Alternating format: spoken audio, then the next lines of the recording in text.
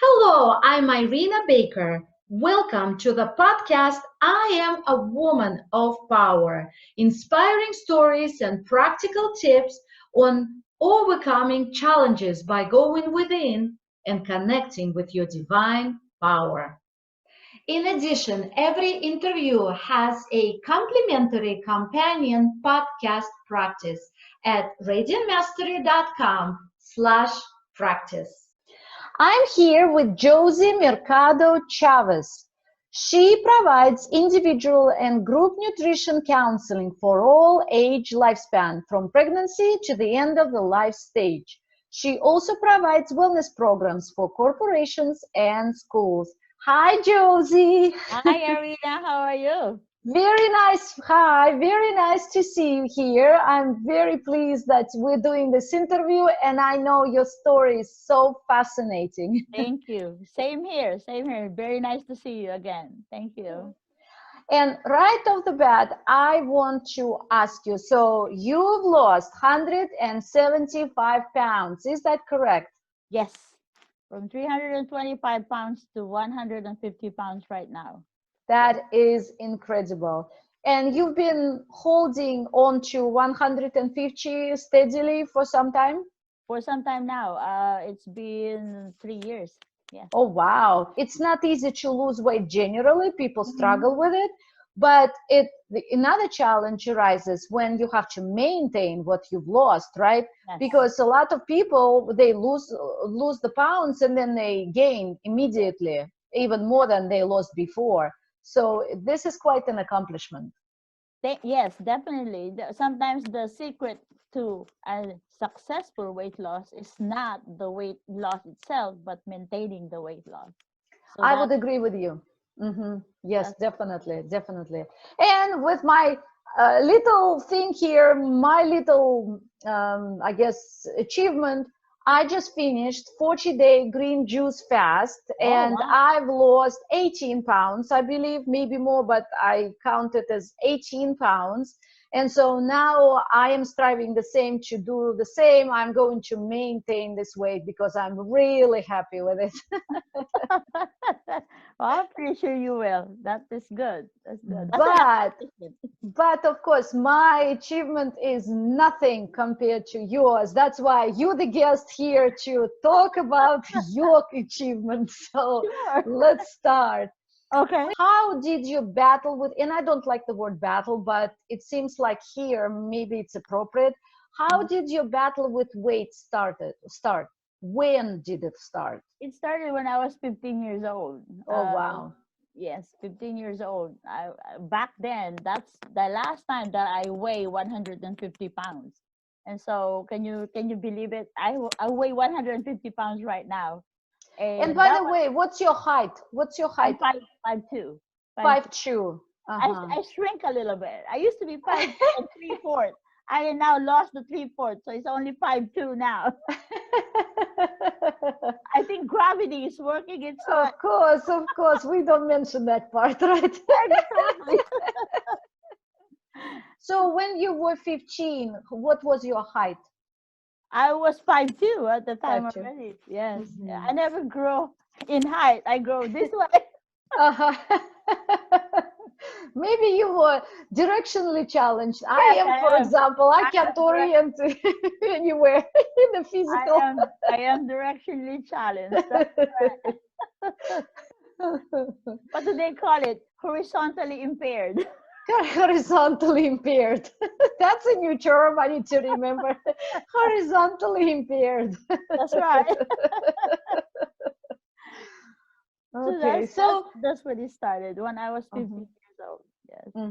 and tell us a little bit about it. What was the struggle? What was it all about? Well, I was born and raised in the Philippines. So in the Philippines, we don't really see doctors.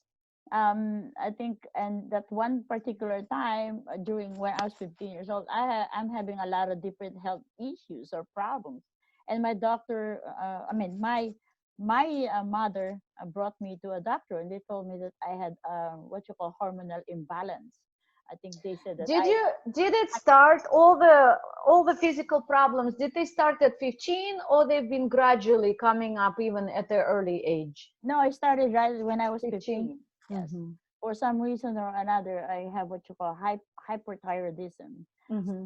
and it increases my weight.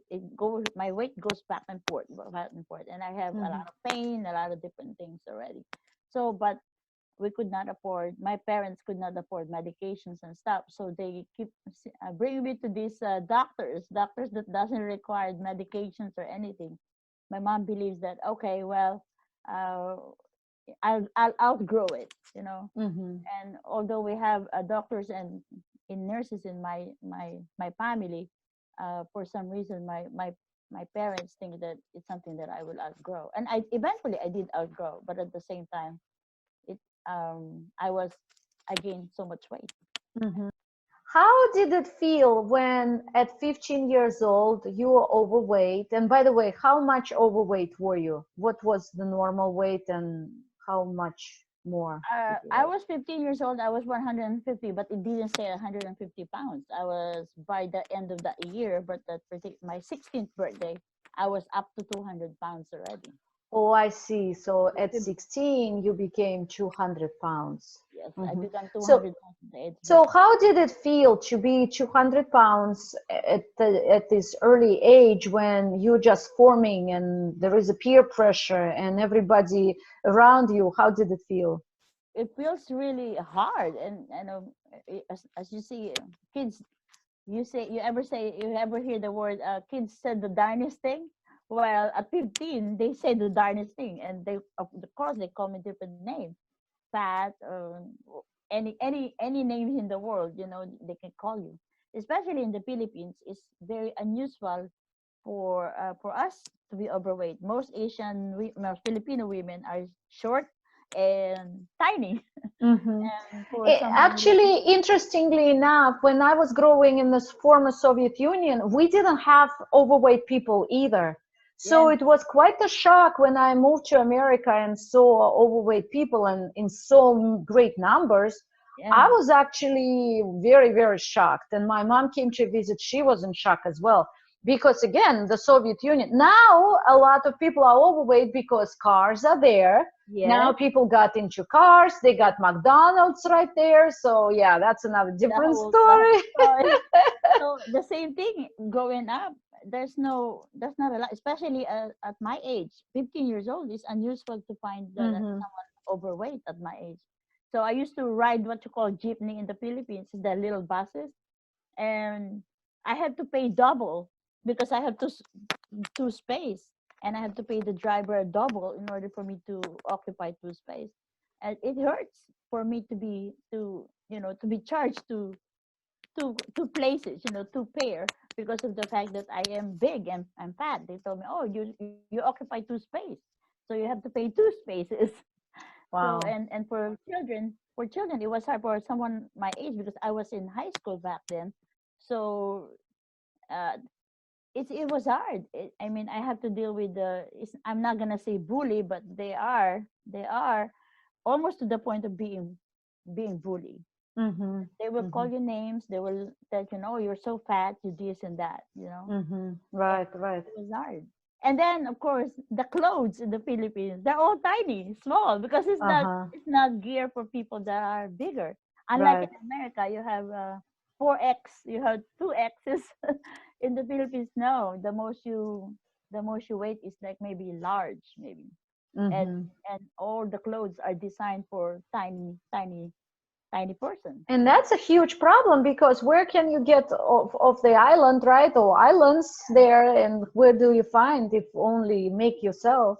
Yeah, my parents had to make my own clothes, or I had to make my own clothes, or I always Hmm. tried to opted for something loose or loose Hmm. clothing, and Hmm. or it was hard. So did you try to, at that time, while a teenager, did you try to lose weight? Did you try to correct your problem, or you just didn't know what to do and just didn't do anything? Oh, I tried everything. My parents, like, I mean, they tried to not feed me anything. They said, "Oh, you're not allowed to eat that. You're not allowed to do this. You're they we control the food that I eat." It is, and the more they control the food, the more I gravitate toward food because it's something that I feel like I'm out of control. It's out of my control. And the Mm-hmm. only time it makes me feel good is if I can eat, because I feel like I've been always deprived. I'm not allowed to eat this. I'm not allowed to eat that because, oh, you're too fat already. You don't need that. Mm-hmm. So it was difficult. So so growing up, I was like, I always think that eating in public is shameful. I had to hide to eat because I actually went to the store today and I saw a woman, a huge tattoo was on her shoulder here, and the biggest point, the focal point of the tattoo, and I don't remember the details of everything else, but there was a cupcake, huge cupcake as a tattoo. And I was wondering, I wonder if there was any significance, maybe it represents something, or it was just something that she likes to eat. I don't know. maybe, but yeah, I mean, it was hard when you're dealing with something like that, and people pointed out to you that, oh, you eat too much, or you're not allowed to do that because you are already fat, you don't need it. And so the tendency is for you to hide that you eat because you enjoy it, and you can't enjoy the food anymore because you constantly think that people will criticize you. So you feel guilty by eating, right? That's right. And Because it's a vicious circle because you still eat because something requires eating because it's emotional eating, yes, and then you feel guilty that you're eating. they're eating, yeah. Hmm. And growing up, it's one of the reasons why I become a nutritionist, because it's that guilt and that shame of eating. And Hmm. is food is really the reason why I'm gaining so much weight. Not really, I have underlying reason, but at the same time, people see being overweight is always connected with being lazy and Hmm. eating too much. Hmm. And it's a stigma. It's a stigma that stays with you, Hmm. especially as a child. I actually observed some people who are really overweight. Mhm. And of course, I didn't observe for 24 hours. I don't know what they do at home, but in a social situation, I didn't see them eating at all, much at all. It actually was interesting for me because I ate more than that person who was bigger than me, and I ate much more. Yeah. So it was interesting point that not everybody eats so much in being overweight. And that is true. And not necessarily of what the amount of food you eat. It's also what are the food that you eat. The quantity, it's not the quantity, it's also the quality of food you eat. You're Hmm. pretty healthy yourself. I mean, since I've known you, you're always on a very, very healthy diet. And Thank so you. the amount of food that you have, that you're probably eating, is a better quality of food than the amount of food that other people would be eat in a different quantity and quality. Yeah, So mine I call rabbit food. And when I went to Sprouts and I told the cash register person I had a whole cart full of veggies and fruit, and I said, "Oh, here goes the rabbit food." She thought I had rabbits in the house, and then I had to explain that no, actually, the rabbit is I am the rabbit. And so next time she saw me again, and I said, "Well, we still have rabbits here. remember you. It's still rabbit food." Will remember you. That is true. And you see, even now as a nutritionist, I always point it out to people. It's not only the amount of food you eat; Hmm. it's what you eat. That's Right. what really makes you who you are. Yeah, I totally agree. In all reality, food is what the food you eat literally define who you are as well, and the outside, or Right, the weight right, height. Yeah. right. Yep. Okay, so we're going to the next stage, I guess. You came to America, right, to graduate here from college. Yes, I went after I finished nutrition in the Philippines, but I went to America for my master's degree. I went to San Antonio, Texas, actually. And lo and behold, I was so happy when I go here, because even in the on my flight over here, oh my God, I see people. Oh, all of a sudden, I'm not the only single person that's small. Other people that actually bigger than me, Can and you believe it? yeah, I am in paradise. That's why America is so desirable. And airplane, I was like, oh, I'm not the only one this size. I look small compared to the other Right. people. And so it was Uh-huh. like, oh my goodness. So it was a blast. My 3 years actually, I stayed in San Antonio, Texas to finish my graduate school. It was a blast for me. I was very Mhm. happy. I do not to eat. I do not had hide to the food I eat because people do eat normal size of food, and I'm okay if I eat a little bit more because everybody eating super size. Uh-huh. So, during that time, I see, McDonald's have super sized fries and super sized drinks. And it was okay for me to have a little bit more food on my table. So And at so, least you had some kind of fun, with after so many years of deprivation and feeling guilty and yeah, being unhappy, you actually came and you found your happiness, whatever that means, your happiness. yes. And because I did not have to hide anymore what I eat Hmm. or how it. And you know what happened? Because I accepted the fact that, oh, I'm okay. I'm actually normal size here. Then I started losing the weight. That's when I started losing the weight. So by the time I finished my college, my graduate school, I lost weight. I was down to 175 pounds. That was one of the lowest weight I have during the time. Wow, So, and because that's. the change of the outside, the external, uh, Hmm. then I changed inside as well. Aha, so here we go. The first point, by because I was happy. Well, right, you were happy, you found the new place, you were hopeful for the future. So these are internal qualities, right? Because yes, it's outside you're happy, but actually inside you became happier or Yeah, happy for the first time, maybe. Right. yeah, Oh, mm-hmm, mm-hmm.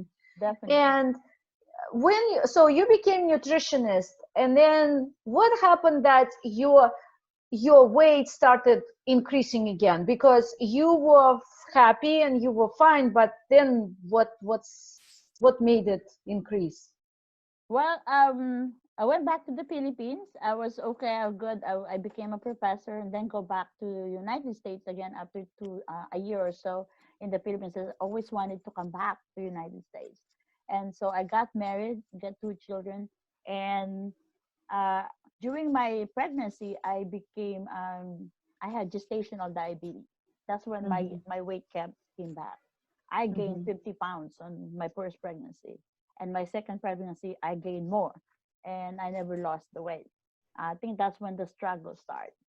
So Um, you didn't lose the weight after the first pregnancy, After the first and pregnancy, then you gained even more after the second the second pregnancy. pregnancy, and Mm-hmm, both occasion I had gestational diabetes. And mm-hmm, of course there are other things that happens in my life, and external things that happens. And I was struggling with my marriage. I was struggling with my parents are both sickly at the time. And mm-hmm. I became, all of a sudden, because of the marriage problem, I divorced.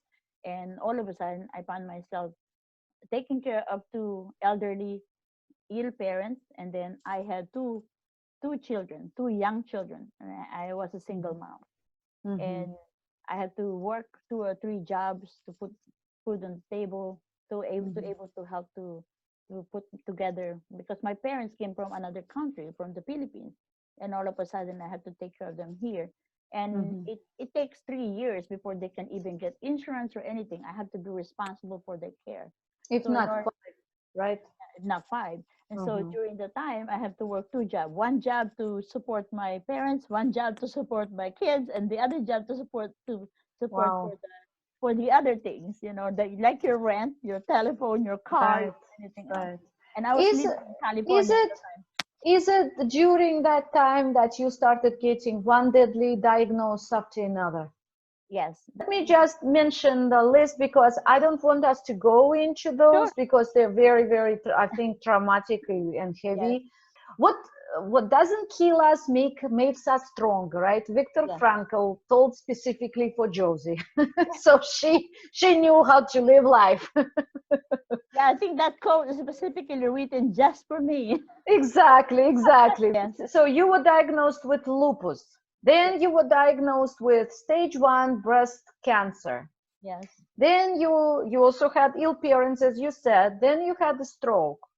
Then you were fired from a job, which is like a stroke by itself, because Yes. if it's unexpected and you depend on it, it's the whole story as well. Then you had endometrial cancer, stage 3, and then you had stage 3 kidney disease. Were you collecting them or what? I don't know. I guess it's for the matter of getting. It's like a resume, my medical. Right, right. Yeah, very Yeah, interesting, very extensive resume. that's right. So in order for me, it's a medical dictionary. Here, I did that. Check mark. Did that. Right. Check mark too.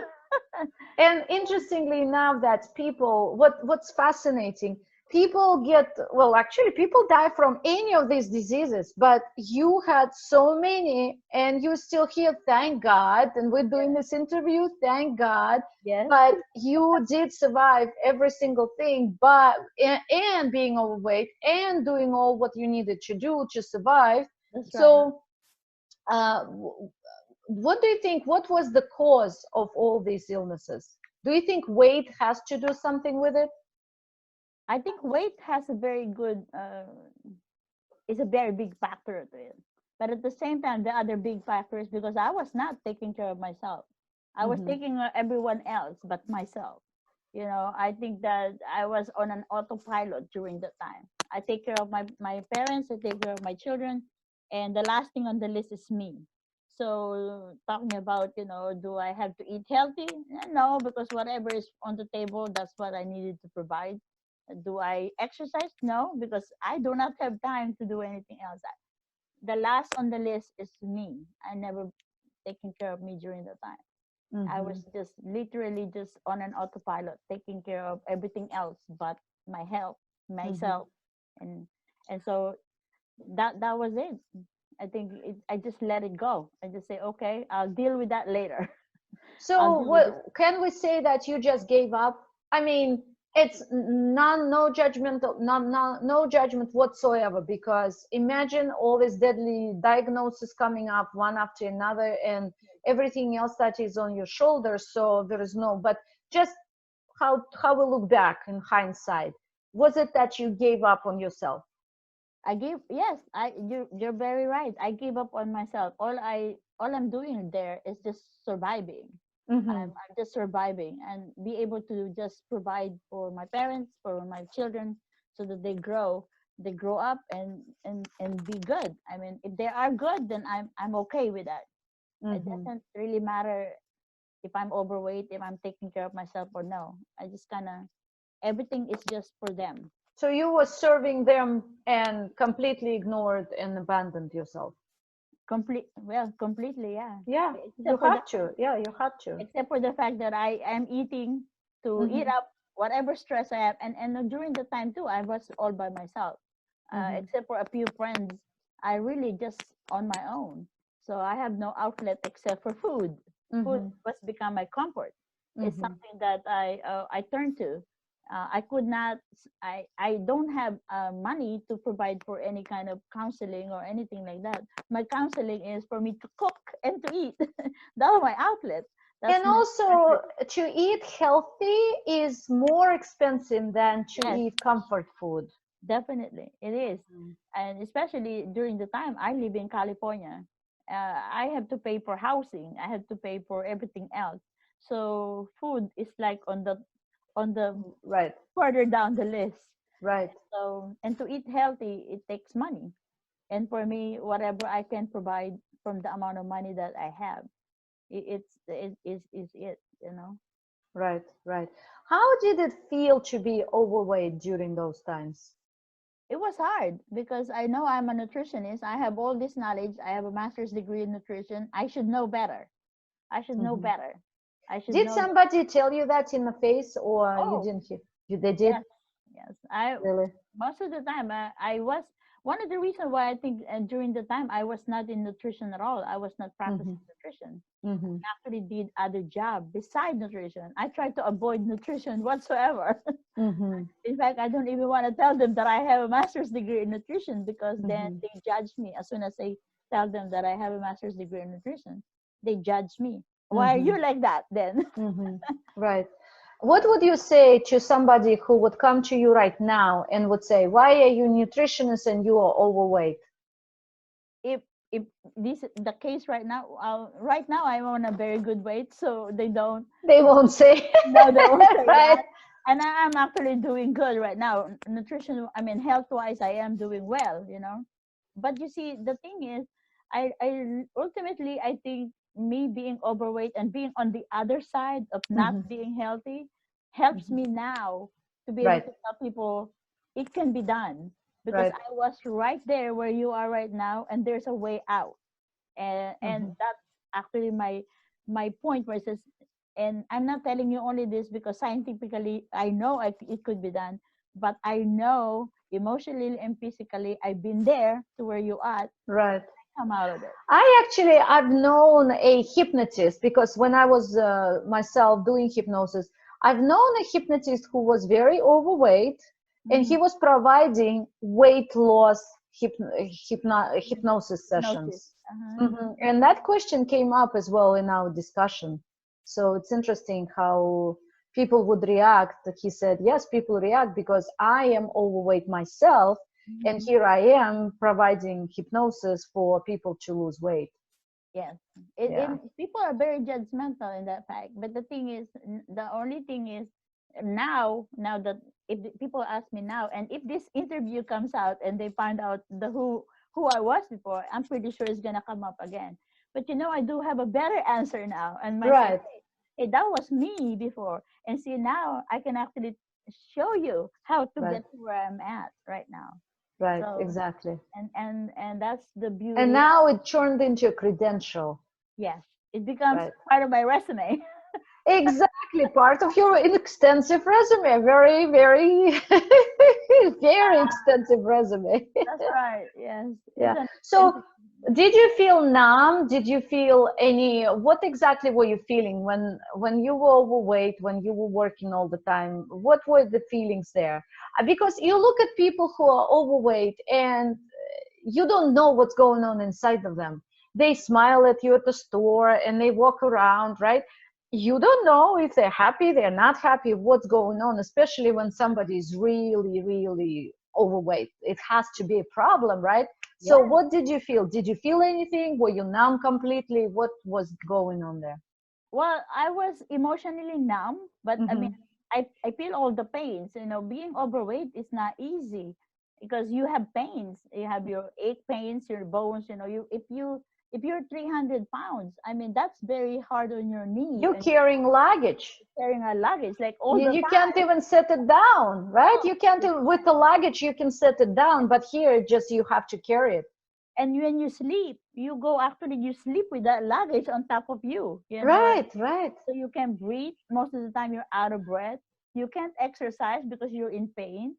And then you keep eating because of the fact that's the only thing that gives pleasure to you. Mm-hmm. You feel like you're behind all this, and then you give up and you say, okay, well, I'm gonna be like this for the rest of my life anyway. Why not enjoy it?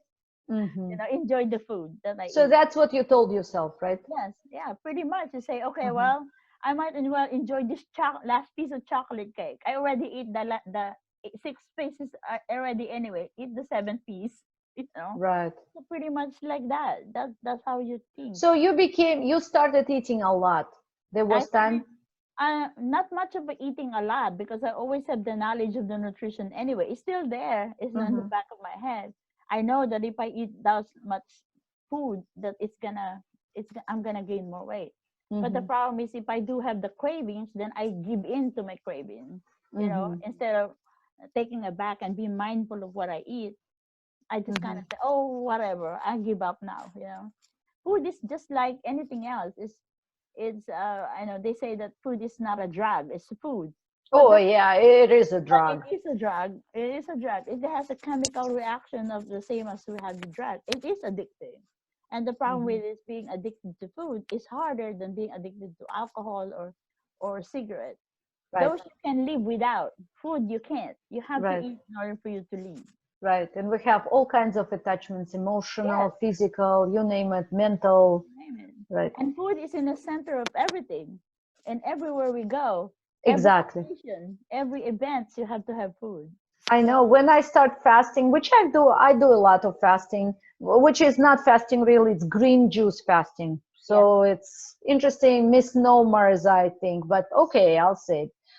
And immediately you aware of how many commercials, everything is about food, yes, everything. I don't watch TV, so I don't turn it on, but if I did, I would see all commercials of food all the time. yes. And you go to the Hmm. store, and Hmm. a whole store is like with food and Right, advertisement. Anywhere is with food. right, And food is something that we really is traditionally is it revolves around food. When we're right, growing up, what is the first thing is your grandmother will give you is a recipe that's in the in the family for a long time, right? And you have to, this recipe that your grandmother cooked and the grandmother before cooked, and they pass it on to you. And with right. Christmas time, there's so many smell and different kind of food that you eat and you cook because of the fact that it's part of the tradition. So food is a tradition And is all social seating, and everybody sits together. What do they eat? They expect to eat. yes, yes, definitely. Nobody wants to come to a party and not eat and just stand there and do what? Because everybody got used to eating. Have you ever been to an event with no food involved? Right, right, Have you been to a right, wedding with no food? Have you right, been to a birthday party with no food involved? It's always about the food. right, right. That's the thing. So you've been struggling, as I understand, for 20 years Mhm. altogether. And there was obviously something, a moment in your life came that you had to make a choice. Yes. So let's talk about that. Well, 4 years ago, my doctor told me, well, you have stage 3 renal disease, lupus And nephritis. what was your weight at that time? I was 325 pounds, So but I that was the highest my weight. height. Hmm.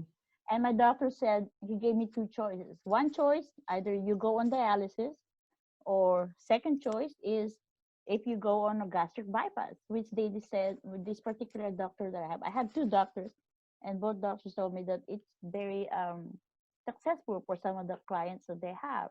They lose the weight, they reverse whatever is, the lupus, the diabetes, and of course because of when you lose the weight, you kind of reset your metabolism, Hmm. so your whole body metabolism reset, and so therefore some of the disease that you have reset as well. Some Hmm. comes to become remission. It remission like your cancer, your even your diabetes remission, your lupus remission. So and that's what they were hoping for me as well. So they told me that, what do you think of this? This is something that you might want to try. Both procedure, dialysis, and also dialysis is long term, but there's a lot of different things that could can make it bad for you. But gastric bypass is short term as far as, you know, it only takes a surgery and then after that you do better. So, but at the same time, there's also a lot of challenges that goes along with it. It's not an easy fix either. So basically, either one is dangerous. Yes, Either one can be lethal in long run if something goes wrong. yes, But one is the sure death at the end because dialysis, nothing changed. You just go and the, you travel the same path. yes, But gastric bypass, you turn and you go in a very different direction, right? completely different directions. Yes, and in order for me to prepare for the gastric bypass, I had to make a choice. I had to lose weight. I had to go and seek mental evaluation. It's actually 6 months. They need to make sure that you are good mentally, that this is something that you want to do. And then, of course, I have to show faith by losing 50 pounds first before I can even go into a gastric bypass. So those are the pathways. And those are not easy, both 50 pounds losing at the time when I'm 325 pounds is actually hard. So the first 50 pounds is the hardest to lose. And Oh, they yes, it's usually the hardest to lose. And wow, and you have to already lose 50 you have to pounds. lose That's 50 a pounds. very huge challenge. So, and you have to lose it within 6 months, you know, if they, and you show faith that you want to do this, you want to do the gastric bypass. Mm-hmm. So, I want to ask you, how do you make that choice? Because it has to be choice. Do I understand it correctly? You had a choice to choose life or death, yes, because death would be eventually as dialysis because it's no change. yes, And gastric bypass in your case would be life because lose weight and so forth. yes, And you had to make that choice because remember, for 20 years, as you were struggling with weight, you didn't make that choice. no, no, You just followed the same path, gave up on life or whatever it is, gave up on your weight, and just continued. So suddenly you are at the fork on the road, right? Mhm. So what made you decide and make choice of life versus death? Was there something inside?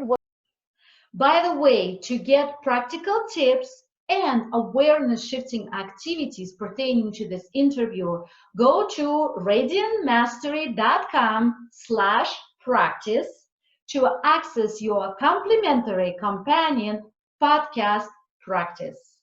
Yes, it was an aha moment for me. My mother passed away when she was 57 years old.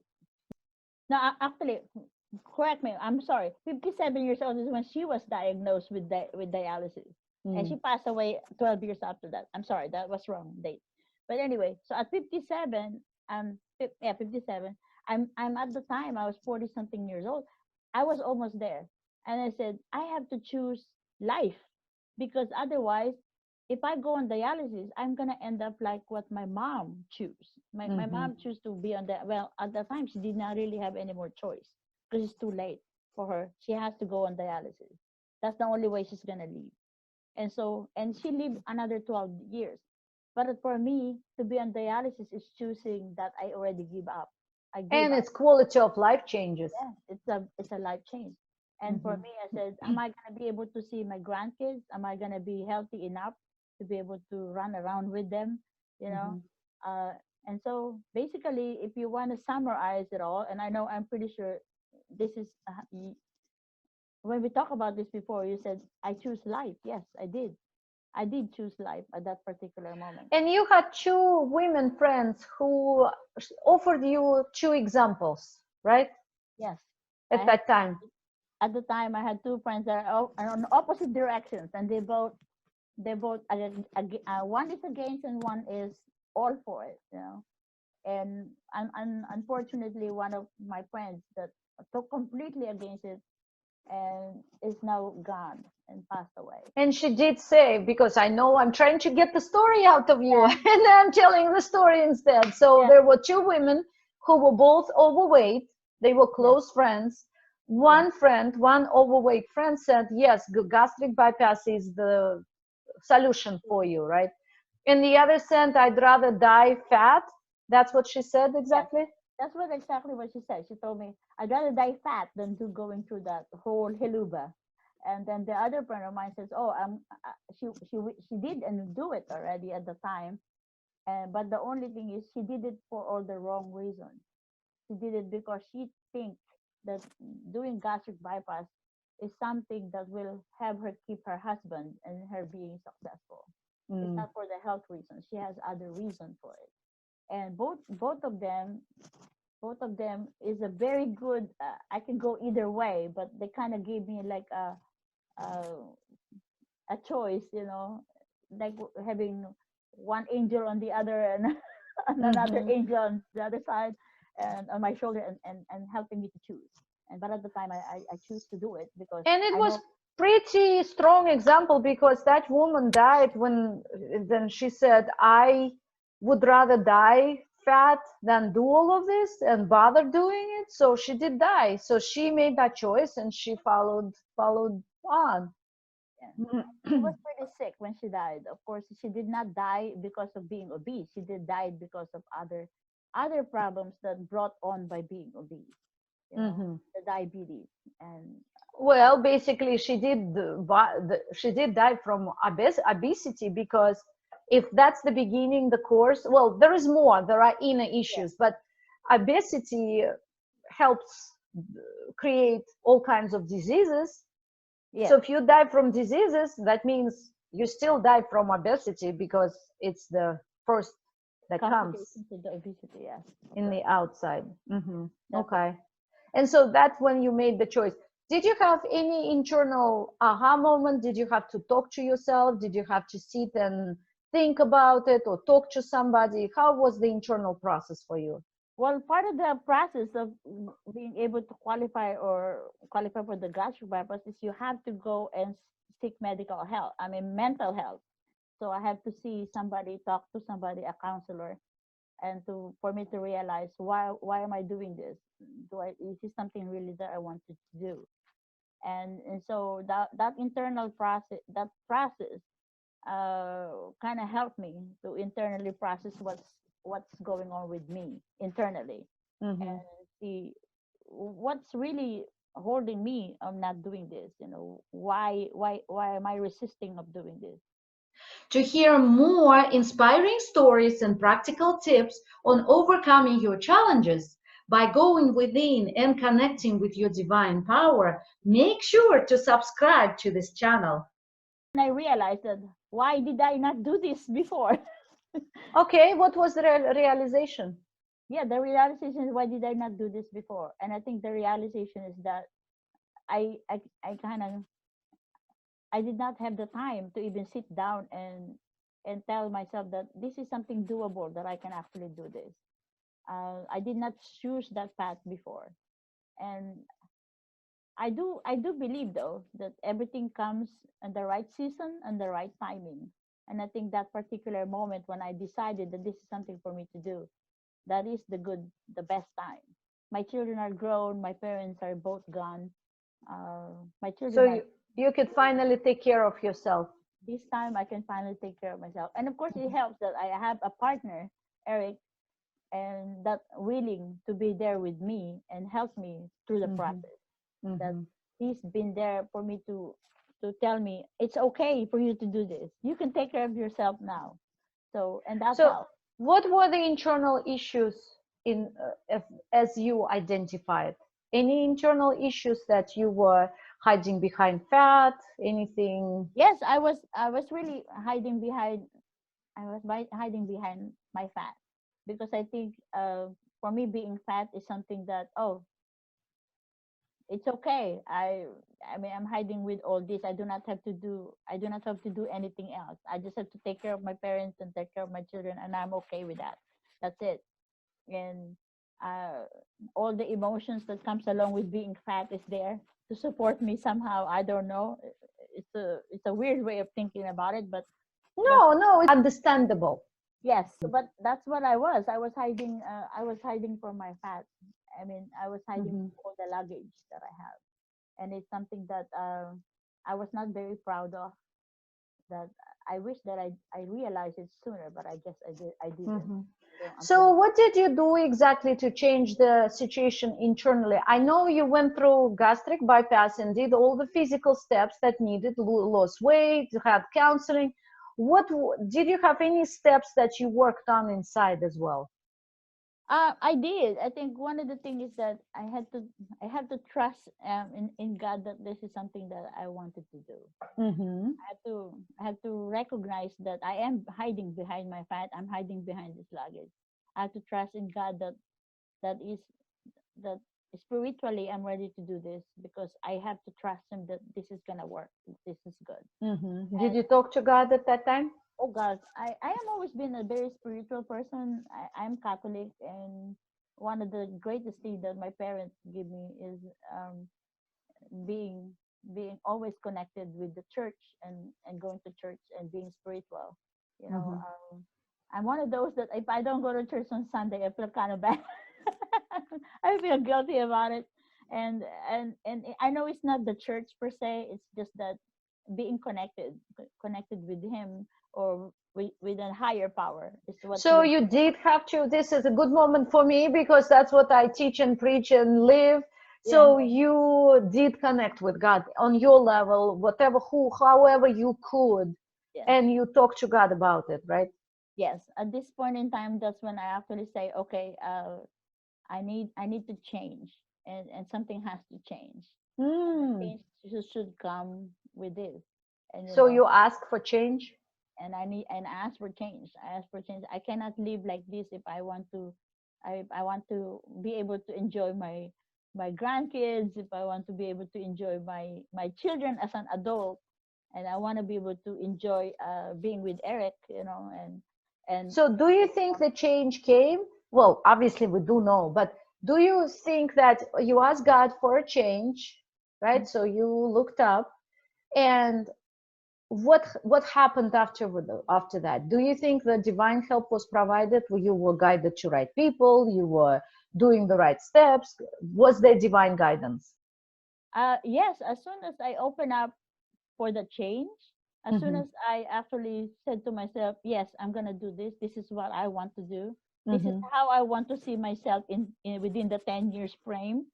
I want to be able to see myself doing uh, this in the next 10 years. Mm-hmm. That's when everything kind of provided for me. Mm-hmm. I was able to provide with a good doctors, um, a good surgeon. My insurance um, pay for it. I didn't have to pay any That's single, huge. yeah, no money. I qualify for the insurance and they pay for it. Um, and then I did lose the 50 pounds that they required me to do, and not even I did not even wait 6 months. Within 3 months, I actually lose the 50 pounds. So I Wow. was very determined to be able to do it, and I said, and of course it helps that I do have my children with me and Eric with me because those are my support system. Well, Josie, your extensive resume shows your great determination. When you want to survive, you survive very, very well, right? So Yeah. no wonder you lost weight in 3 months instead of 6 months.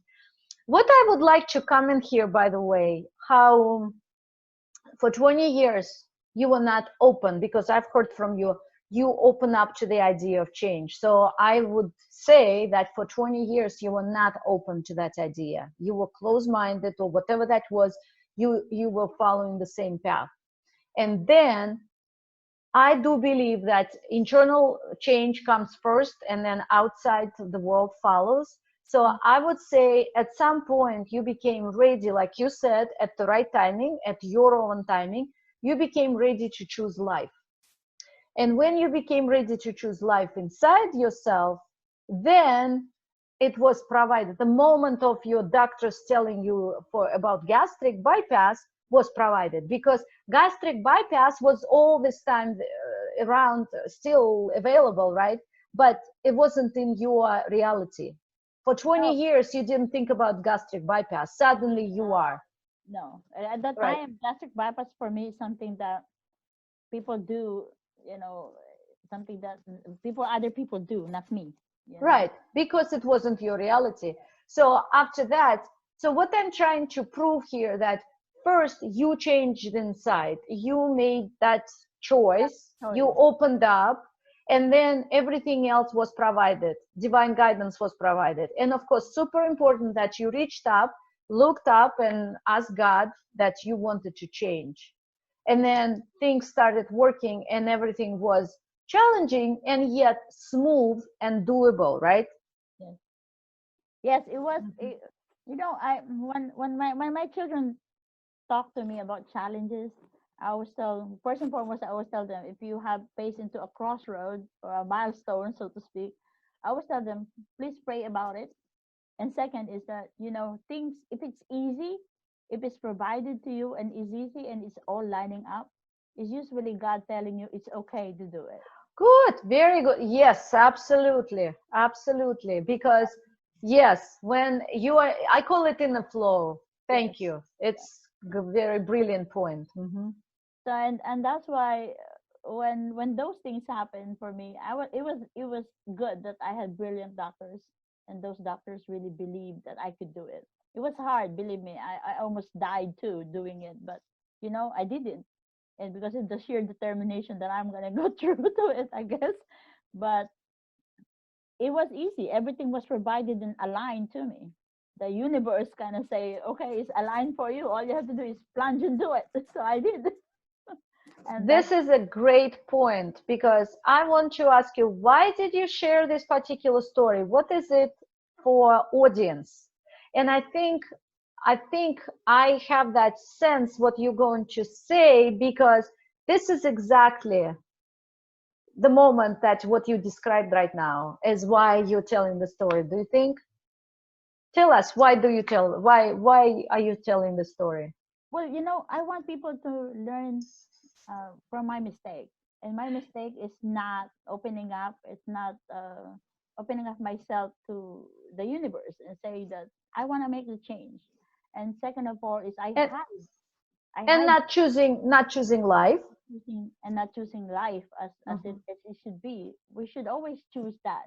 We should always choose life and what life offers to you. At Right. the time, I was not open to that choice. I was always closed up to the choice because I thought my immediate needs or the immediate needs of my family is always comes first, and it should be. But at the same time, do not forget that in order for you to be effective as a mom, as a grandmother, as a husband, as a wife, you have to take care of yourself first. Because otherwise, you're not going to be good to anybody if you're not taking care of yourself as well. Well, they say that on the airplane, if shortage of oxygen happens, you do not run to somebody and put a mask on them. You Mhm. put a mask on your oxygen mask on yourself, then you help the whoever sits next to you or a child or whatever, right? Because if you're not in a condition to be to live, how can you help others? That's right. Yeah, I think you're right that you pointed it out because in the airplane, there's an event of a crash. The first thing that you do when the drop mask is put it on yourself, and then you help the next person to you or your child. Right. That's true because if you're out of oxygen yourself, then you cannot give oxygen to another person, and Hmm. that's exactly what it is. And that's why I'm telling the story now. One of the reasons why I want to tell the story is because you need to be able to help yourself. You have to choose to help yourself too. It's What would be your advice to a person who is very overweight, Mhm. has struggled with it for many years, has tried many diets, undoubtedly, right? Because people, that's the first thing we try to do is diet after diet, thinking that I can do it. And the person who thinks I can do it on my own. Well, the first thing I'm gonna say is that you can't do it on your own. People that do believe that you can do it on your own is a fool, because there's always somebody that can actually help you, and that's the reason why I'm in this business right now, because I want to be able to help that person that think that I used to think that I can do it on my own. Oh, you And thought this way too? yeah, I thought that way too because I have the knowledge, I have the education, my I have a master's degree in nutrition. I can do this, it's not hard. But you know what? It takes those two doctors to tell me and show me that hey, you need help now, and we're helping you, and so you need help. And so that's what I'm trying to do right now with other people. You need to recognize that you do need help. And then the second is because there are other things that you can do beside the diet. Those are good things to do. And those are the first thing that you need to do. But you also have to make sure that if you are going to want to lose weight, you need to be ready yourself first. It's not that you're going to lose weight just because, the dieting is good, the exercise is good, but there is something that needs to change with you first internally in That's order for right. you to be able to do the work.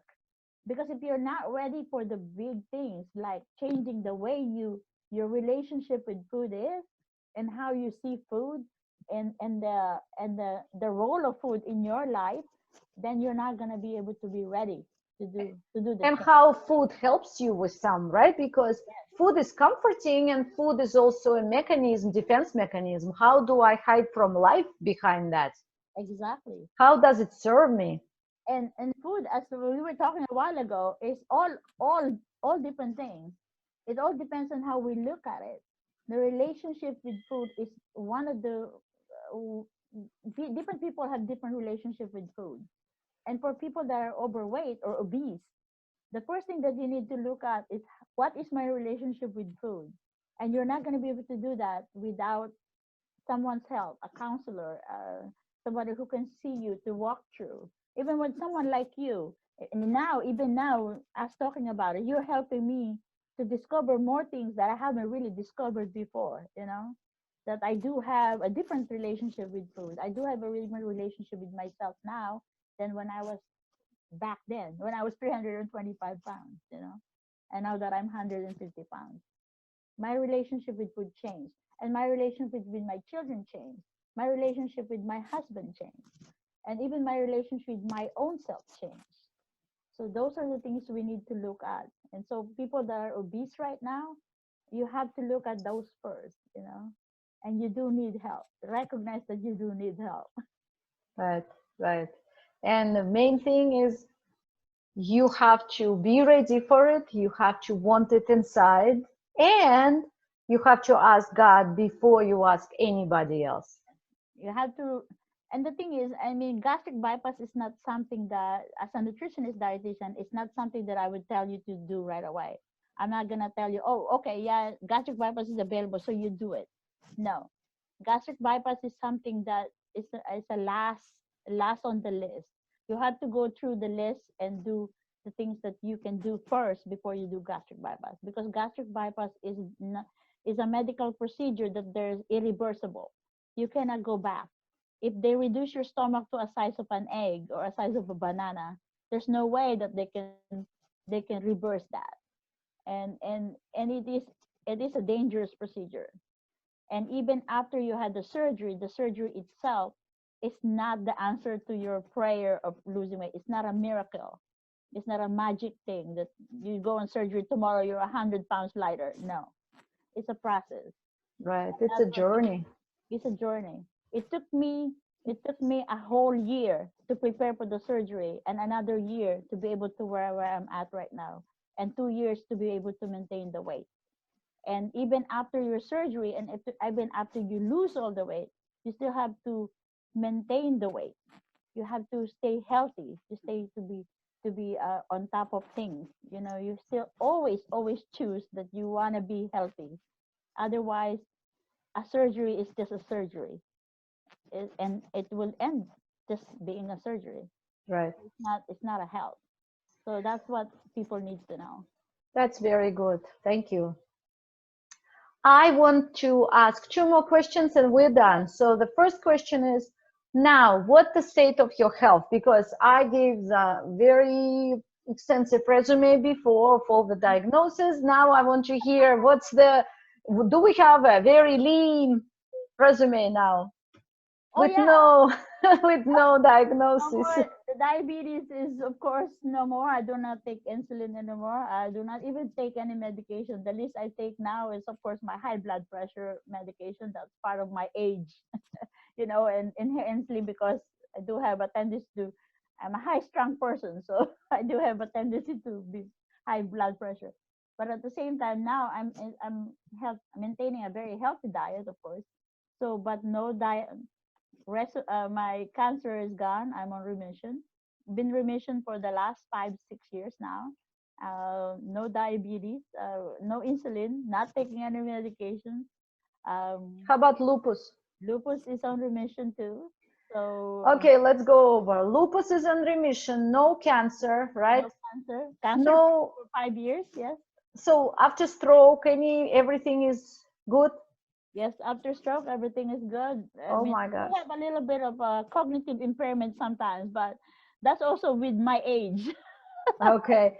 And no cancer endometrial also, and kidney disease. How about kidney And disease? the kidney disease is on remission as well. Wow. So Wow. and so the doctors were right.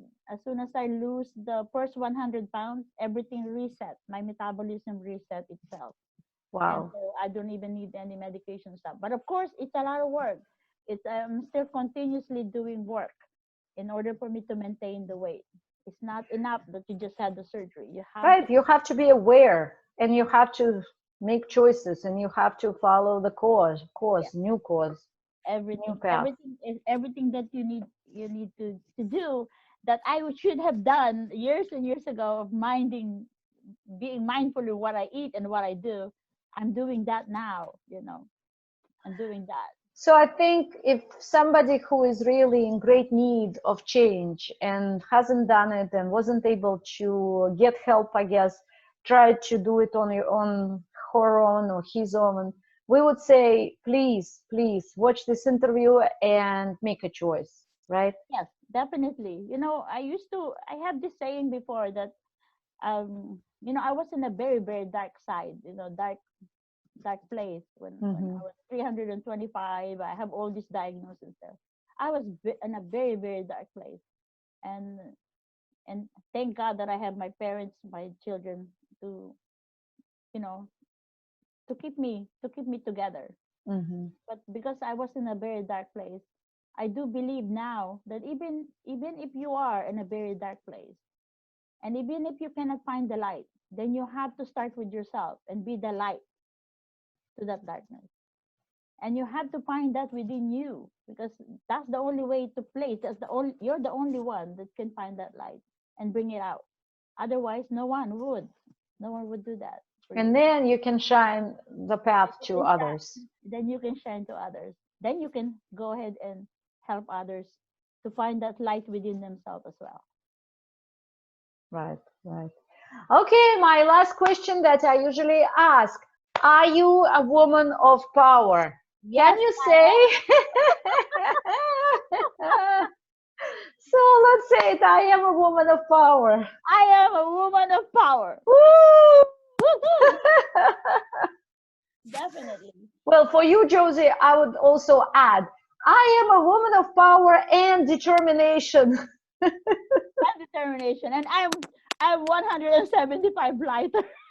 That's right. Well, you lost a big man, right, from yourself. You lost whole 175. That would be a man, tall man, I think. Well, yeah, I mean, I've lost a one and a half of myself, right? Right. 1.5. Imagine you lost more than you even Yeah, yourself.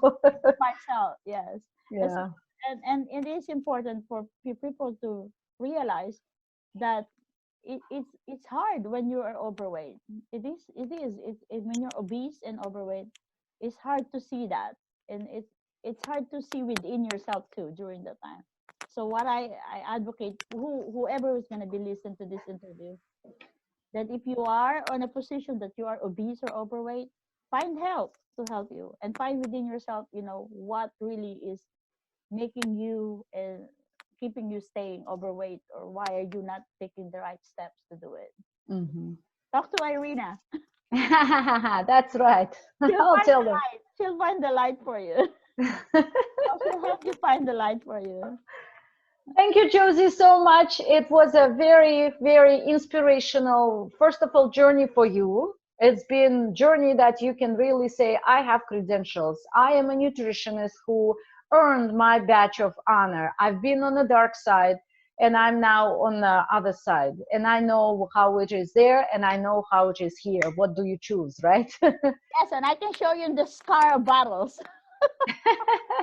I have a lot of those. That's right. That's I have right. one scar after another, and I can show you.